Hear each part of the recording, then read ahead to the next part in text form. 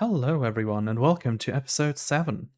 In the background, you can see that I did some building between episodes. I also did a bunch of other things between episodes. This is mostly because I was waiting for Erodium for the Void Ore Miner tier 2. It took forever, so I had a lot of time to do other things. But yeah, let us get into what I've done. The first major thing that I have done is unlock the agricultural bee, yeah, by breeding, and it was horrendous. But it did work out, so this is finished now. Now, why is this bee so important? Because the agricultural comb that it drops are used to manually 10 all all seeds for agricraft use. And that is obviously extremely useful. So that is why I did it. As you can see, it says it in the description that it maxes the crop stats out. So yeah, that was probably one of the most time-consuming parts of the things that I've done. Now, as you could see, I have built a bunch. I also finally replaced the teeny tiny part here at the bottom. I just really wasn't vibing with it, or with the block choices, so I replaced everything. The big advantage is that now all the blocks that I use have a half a slab version of it using Forge Micro blocks. And I also didn't like how the steepness of it, so I made it steeper because previously it was a little bit too, not steep enough, just that. And yeah, I have also finished the exterior of this building. At the very least, the front. The back is, yeah. We don't talk about the back of buildings here. Now, maybe to take a look at the situation that the current Void Ore Miner is, I will move this because next tier is obviously significantly bigger. I just wanted it to have a somewhat okay spot for the time being. And as you can see, we have almost 2 stacks. Now, I think I don't need much more, but I still need a little bit more. Maybe like 5 or so. So this will happen in the next, I don't know, half an hour to an hour. It really depends on luck. But this takes forever, genuinely. And making a litherite, like crafting it, is just way faster than actually mining it in here. At the very least for tier 1. For tier 2 it is hopefully better.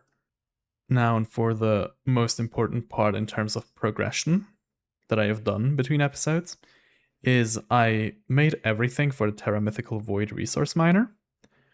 And I also made everything for a solar array tier 1. So let's get that built up.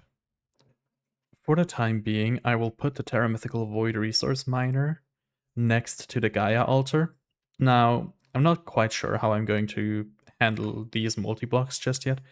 Some of them are pretty good looking, some of them aren't, and I'm not sure how to integrate them into the base, so for now they will be in temporary spaces, just as much as everything else on this lawn is temporary.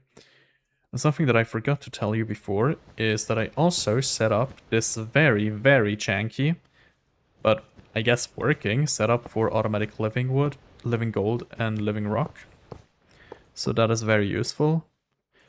I just couldn't be bothered to do it using AE2, but I think I will rectify that later. This garden right now is just a lot of temporary things until I, get a motivation to build buildings for it or to do something more with them. Now, something about base planning that I might want to talk about is that, to be honest, Himeji Castle itself, according to layout, is really not that great of a base. Because there's a lot of, walls, and the vast majority of the buildings is on top of the walls. And then there is, of course, the main castle that will be ginormous and somewhere back there. But other than that, there is not really any buildings.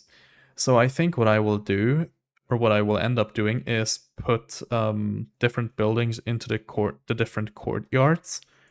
For those who don't know, there are multiple courtyards. Um, and I will just kind of have to do that because I really want, my automation and stuff to be housed in a building because I think it looks significantly better to not have it exposed somewhere outside. But yeah, I will have to wait. I mean, this entire building project is very, very ambitious. And while the point that I'm at right now, I am pretty happy with it, and I think I have done good progress. This is a teeny tiny part of the entire thing, so I will have to see how I balance that entire matter with, progressing the pack and stuff, because building takes forever. And while I do enjoy it, it is not exactly something that is easy to put into videos. So yeah, I will have to see how I balance that whole thing. But yeah, I can see like making more buildings like this one somewhere, in the big grassy areas between walls to house Botania and Thaumcraft and whatever else that we will have. Different automations, maybe multi-blocks. Maybe the multi-blocks will be banished from the base, but yeah, we will see. But enough yapping and more assembling.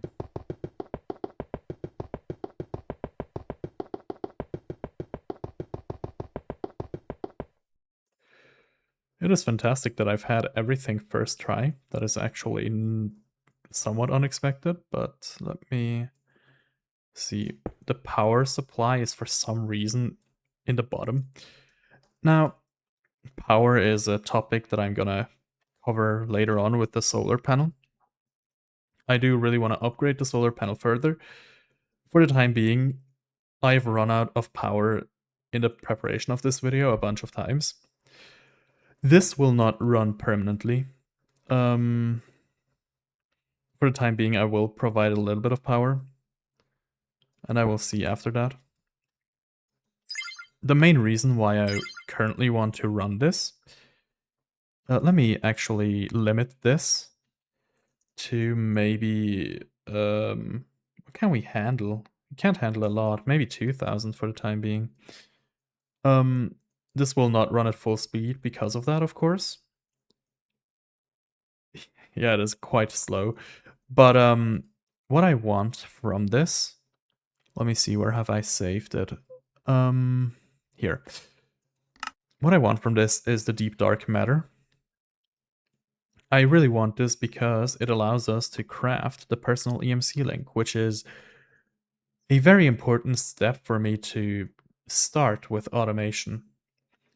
Unfortunately, this doesn't have EMC, so I will have to let the thing run for it. But yeah, it is definitely something that I definitely need for further automation. For example, I really want to automate all the different, alloys. I really want just one automation room where I passive all of that, because you need a ton of it. But that will have to wait until I have enough of these matters. I also need this, but this is honestly pretty cheap because these can just be made using these gemstones. So yeah, this is far and away the most expensive part of this. Like that, we have gotten our first loot drop from the Terra Mythical Void Resource Miner. Oh, we even got the Deep Dark Matter. That is extremely lucky. That is fantastic. But yeah, as you can see, there's 4 outputs. I think I calculated it in a way where I have just barely enough to cover everything that it produces. So I will put pipes into a drawer controller and then drawers with upgrades. So let me do that really quick. Now, for further power production, I have started to make a centralized power buffer. For that, I have made a new power input network, which I will assign to this flux point. And I have made it so that this one outputs to the bottom, and this one takes in the power from this one. So together we have, I don't know how much buffer, 150 million RF per tick.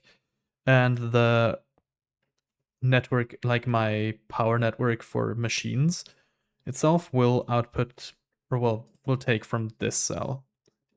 That of course also means that I will have to change the network on this one, which will be power input. So it will put all of it into the buffer. But now onto the main reason why I actually needed a different spot for my, or well, a different network, is because I now have multiple power producers. Because once I assemble this, we now have a second power production. Now it is currently night, so let me sleep real quick, which you can do while you're flying, by the way, which is fantastic. But now this produces power. It doesn't produce a lot of power just yet. To be honest, the tier 1 is kind of mediocre, or more than just mediocre. However, it is support. This is a little ways off of my Gaia Guardian fighting arena. But my main reason why I don't want this to be in the base is right now it is very small and can be hidden quite easily. Once we upgrade this, this thing becomes, at the very least, like a chunk tall, or not tall, but a chunk wide, and it will look horrendous. I mean, it will look pretty okay, but in the context of Himeji Castle, it will look horrendous. So that is why we put it away from here. Now, in some fantastic news, I have enough Erodium for the Void Ore Miner Controller Tier 2, but also for everything else. The Erodium took far and away the longest, but everything else still took a little bit of time. But I will be back once I have everything ready to construct it. While I also don't mind the looks of this one, they also just don't fit into my build. So I will also put the tier 2 Void Ore Miner and all the future Void Ore Miners in here. Now, I currently don't have any mica for upgrading, or well, for the different modifier upgrades, for example, the luck modifier or the speed modifier. But yeah, for the time being, I will just use it as is. It is already faster and cheaper in terms of RF cost. And then I will set up the Void Resource Miner for mica. Alright, we now have everything for the Void Resource Miner. So let me assemble that real quick. Now, the main reason why I want to use this is for mica, because it is used in these upgraded modifiers. But yeah, this one isn't as important as this one. And yeah, this one will take a little while, but it is lower on power, and it is also just, we don't need as much mica as we need the crystals that we get. As you can see, like this is 2 mica per modifier. We can't make this one yet, but the speed modifier we can. Now we do need launch light for this one, which is annoying, but I think I might just black laser lens for a little while, because for some reason we are not getting any launch light otherwise. So yeah. Now, it recommends using the crystal laser lens, which is the highest odds for the different types of crystal. However, as you can see, there is a ton of chunk that you also get. There is some useful stuff here, for example, mithril ore, which is mana-infused ingots. You can also get rock crystal, which is nice once we start with astral sorcery. There is inferium, prosperity. Inferium is not as useful, but prosperity is quite nice. It also gives platinum, which is also great. Alright, there is a little bit of a side quest here. I realized that, the entire power setup using solar panels is going to take quite a while. So, to get to the point where we can properly run solar panels and actually get a proper amount of energy, I would like to have some more energy for the time being, so I will upgrade all of these dynamos. I think adding one more fuel catalyzer, upgrading the machines here as well, and then filling up the rest with the auxiliary transmission coils should be, good enough. So let us do that.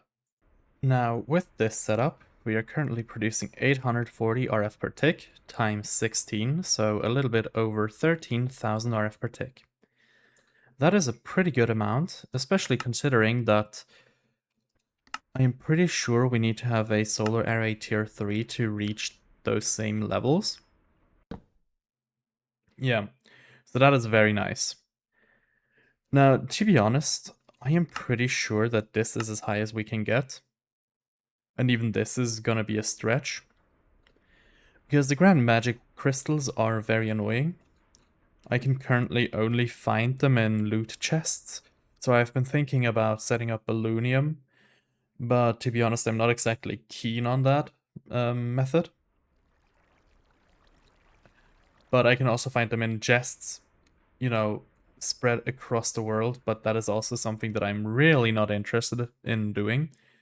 Maybe on a day where I have some time off or I don't have anything better to do, I might go for the grind, but that is kind of bad and it kind of sucks. But I think the bigger problem is the chironite solar cells, which need adamanite. Adamanite is an incredibly expensive Thaumcraft ingot.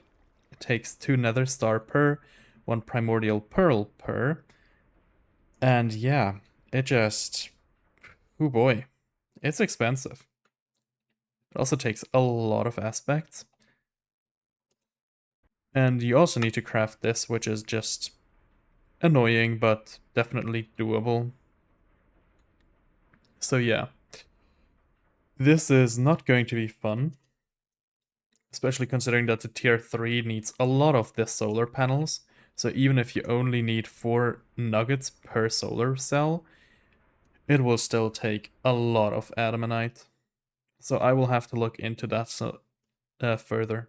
To get started with a new mod that I've not yet worked with, I will also have to make cursed organic matter. And this is something that should be dupable once I have the emerald. Oops. There we go. Now this one, go into the system, and we can put all of these in here. Like that, we get, oh, we get 6 per. Oops. Well, we get 6 stacks of stitch and iron. But this is way too much. I thought it was a 1, so I thought it would be 1 stack. Oh well, we'll take it. Now, why am I making the stitch and iron? I need to get into wood to make tier 2 shards. Because tier 2 shards are used for soot covered plate, which is used for the machine casing, which we will need for deep mob evolution. Or well, deep mob learning. I assume this is an add-on mod. DML. I will just call it DML because that is the name that I'm most familiar with. But yeah, to be honest, I have never worked with wood, so I know the rough outlines of what to do, but this might take a while. So I will be back once I have the farm constructed. Alright, I should now have everything needed. So I hope that this one works. Yes, it does. And with this, we should have gotten our factory tier 1.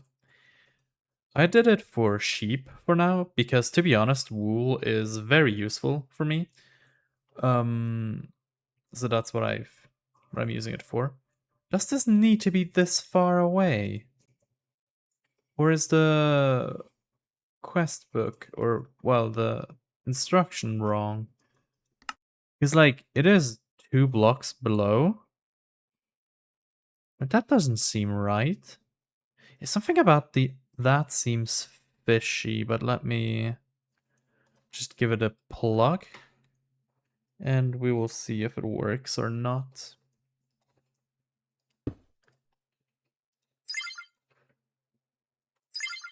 Let's It's going in. Question is it working? It is working. Fantastic. So now this is running, and we are waiting for the tier 2 shard, which will allow us to progress further into DML. As you can see, we will also get wool, which is very nice for A2. Now I do need to put a crate next to the exporter.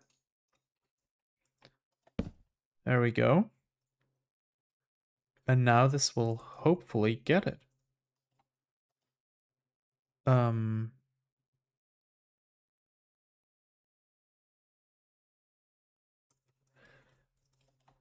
Yeah, there we go. Now we will just have to wait for a very long while, I'd assume. This doesn't exactly seem slow or anything, but this is only a 15% chance. And after a little while and a little use of the time in a bottle, we now have 2 crafts of soot-covered plates. One of them will have to be used in here for this machine case. And the other one will have to be used in here for the deep learner. Or, well, maybe not in the AE2, but rather in here.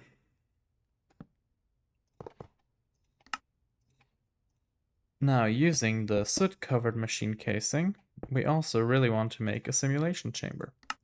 So here we go. And now, my next goal is to, well, make this recipe cheaper by getting shulker matter. So I will go out and go to End City. I have progressed a little bit further into DML. So now I also have a loot fabricator. I made 2 more simulation chambers using the pristine shulker matters for the cheaper recipe of the plates. And I am running Netherjake withers. Now these take forever and they eat up so much RF. I didn't know that. That's not good. But yeah. Why am I using these? These will give me nether stars, 2 per, which is pretty good. But they will also get me a Netherjake wither statue, which can then be smelted into divine shards. So that is also extremely important, because divine shards are used for very many things, such as refined EMC links and the compressed refined EMC links. These are relevant because I now actually have them. Well, for now, the personal EMC link and compressed EMC link. This one is used in my EMC loop. As you can see, we are getting 524,000 EMC as a plus. Well, surplus, because this one drains a little bit as well. So that is fantastic.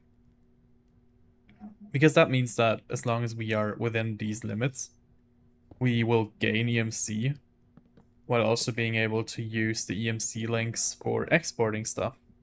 Polymer clay itself is pretty much not problematic at all, because it just has EMC. It is also extremely cheap. Now, I won't be running these 2 all the time.